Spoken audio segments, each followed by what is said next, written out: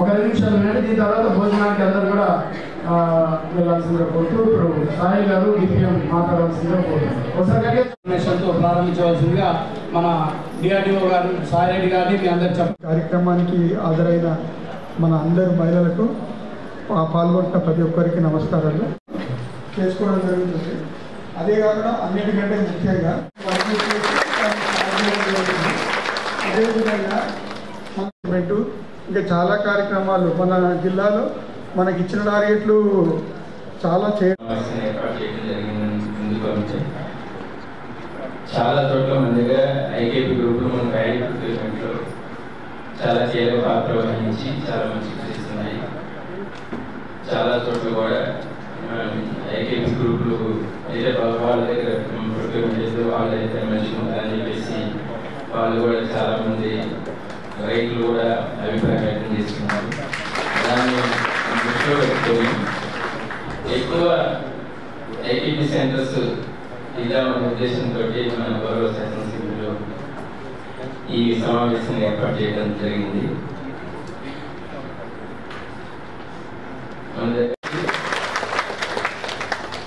Centres పెంచాలనే ఉద్దేశంతో ఈరోజు సమావేశాన్ని ఏర్పాటు చేయడం జరిగింది.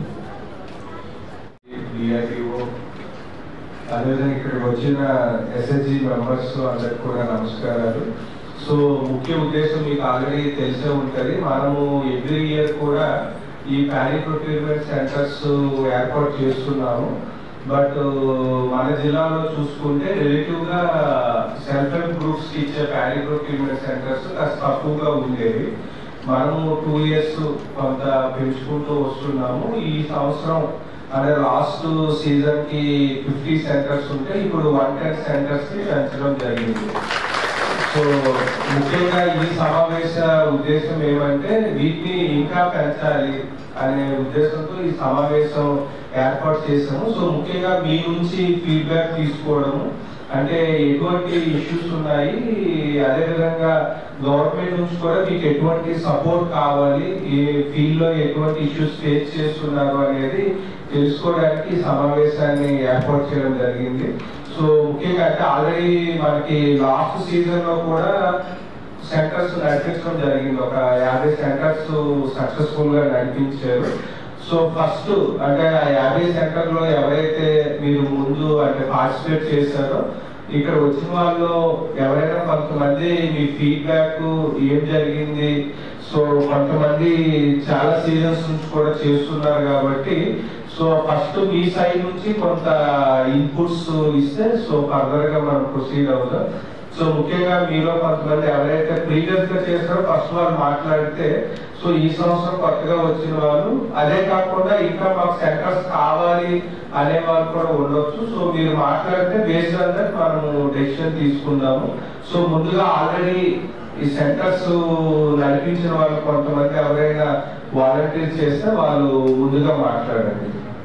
గతంలో అసలు మేము కట్టిన అభయస్థం పైసలు కూడా మాకు తిరిగి రాలేదు. కానీ ఇప్పుడు మేము కట్టకపోయినా కూడా ఇన్సూరెన్స్ కవరేజ్ మాకు లభించింది.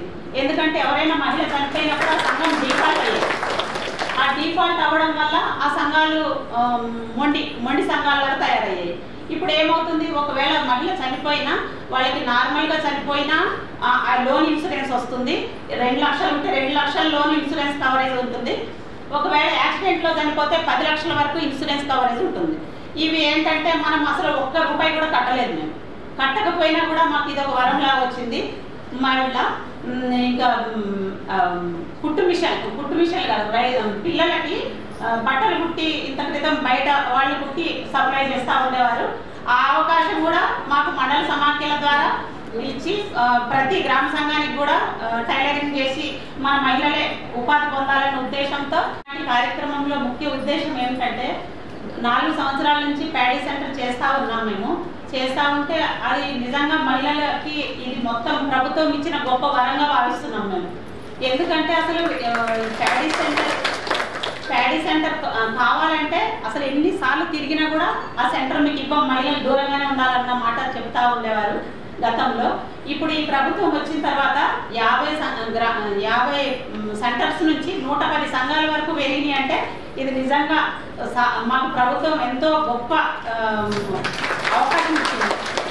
ఈ అవకాశాన్ని మేము ఖచ్చితంగా ఉపయోగించుకుంటామని మీ అందరికీ కూడా చెప్తా ఉన్నాము.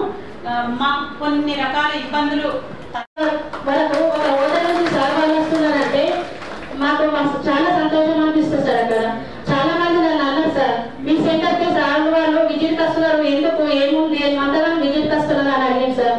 ఏం లేదు, సార్ వాళ్ళు విజిట్ చేసుకొని పోతున్నారు చూస్తున్నారు అని చెప్పేసి నేను సంతోషంగా గర్వంగా చెప్పుకునేసాను సార్. సార్ వాళ్ళు వస్తున్నారంటే మళ్ళీ మా రైతులందరూ కూడా సార్ వాళ్ళకు ప్రాబ్లం ఏమున్నది, ఏం లేదు, ఏం జరుగుతుంది అంటే మళ్ళీ నేను చూపేటప్పుడు కూడా సార్ మనం కాంట పెట్టినప్పుడు ఎక్కడ సంచులు కూడా సార్ నేను సంచులలో కోసి కుట్టేస్తా సార్.